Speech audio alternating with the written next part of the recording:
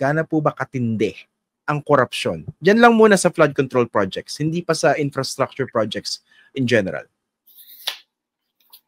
Considering sa 2025 na ang budget sa 002, yung flood mitigation at saka protecting the public infra on flood control, umaabot na yan, Christian, ng malaki na mga 300, this year, 354 billion just for this year. And then, meron pang naka-embedded dyan sa CPAG at saka BIP. So, kaya lumalaki.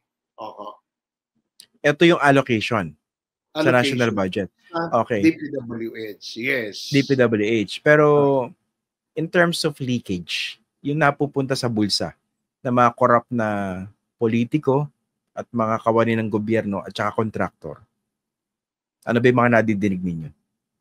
Grabe. More than 50% and sometimes worse to 60%.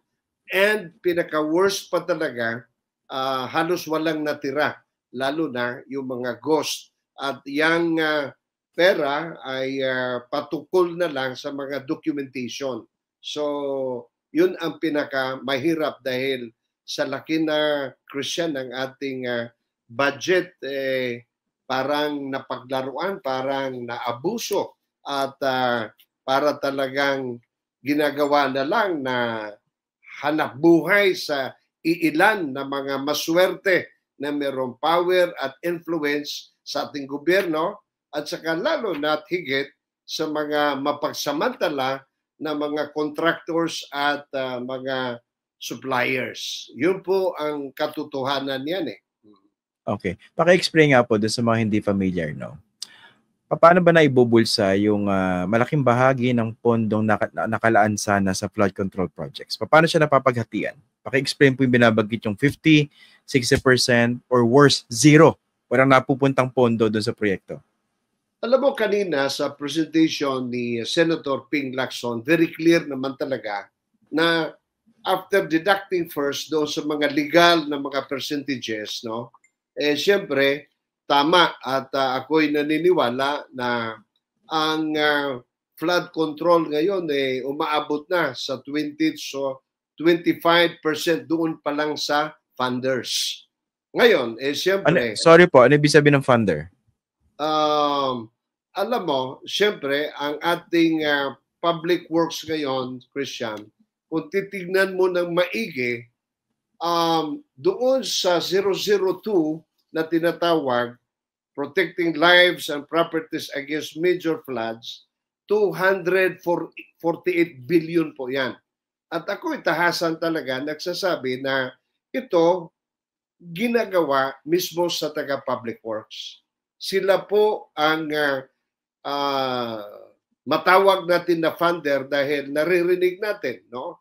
At lahat naman hindi na bago ito. Kung ang taga public works natuto, lalo na normal naman talaga ang mga politicians din dahil sa politicians meron kasing tinatawag na convergence and special support program wherein number 11 yung tinatawag na Sustainable Infrastructure Projects Alleviating Gaps or CPAG, meron diyang specific item na flood mitigation structures protecting public infrastructure to the tune of 55 billion pesos. Now, in addition to that, meron pa sa item 12 yung tinatawag na Basic Infrastructure Program. Pareho ang title, Flood Mitigation Structures, Protecting Public Infrastructure to the tune of 50 billion. So, yung 55 at saka 50 billion, that's 105 billion, ito yung total control ang leadership or mga tinatawag natin ng mga politicians. No? Dito naka-embed naman yung kanilang mga request. Pero remember, itong dalawang item na ito, patungkol to sa mga locally or local in nature na mga projects. No? Yun yung mga 10 million, 20 million, yung mga maliliit na mga proyekto na nire-request ng ating mga legislators, no? Wherein itong 248 billion sa 002, ako'y naniniwala na ito ay control ng mafia sa DPWH. Ano yung ano? Ano po yung binabanggit yung mafia? Kasi nabanggit din ni Senator Ping kanina yan, no? Meron daw mafia. Okay, or sindikato. Ano po itong mafia na to sa DPWH na binabanggit ninyo? Alam mo, kung titignan natin, ito ang masaklap, no? Even sa DPWH, I think nakalimutan nila na on January 30, 87, an executive order 124 was created, no? Mentioning 5 specific bureaus. Alam nyo ba, yung mga bureaus na ito dapat ang may alam sa lahat ng mga proyekto, lalo na patungkol sa public works. Pero ang problema, kontrolado ng mafia. Ang mafia na tinatawag ko, yung sa planning department, dahil sila yung may hawak noong pera. Itong binabanggit ko na 248 billion, ito ang controlled totally sa ating National Government Agency ng Public Works. Yes. Okay. So, paano nila kinokontrol at paano napapagkakitaan itong binabanggit ninyo? Ang sistema, no? Ang sistema before sa tagal ko nang nag-monitor at nag-observe sa mga practices because I used to work before also sa Senate, no?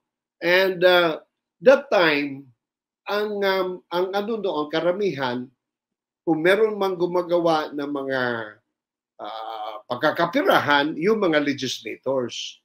Pero nung tumataas ang kinukuha at hinihingi ng mga legislators, para sabi ng mga taga-public works, tayong pumipirma, tayong nagkakaso, tayo din nakukulong, hindi pwedeng wala tayo. So, that time, ang pinag-usapan natin, wala pang trilyon na anong tawag nito na national budget? Public works budget, no? And as a matter of fact, nag-umpisa yan sa 2002, 47 billion lang yan Now, ngayon, magkano na? Nasa 1 trillion 113 billion na sa public works alone. So, almost 25% napunta sa flood control on 002 lang. Hindi pa kasama yung 105 billion na napapaloob sa convergence.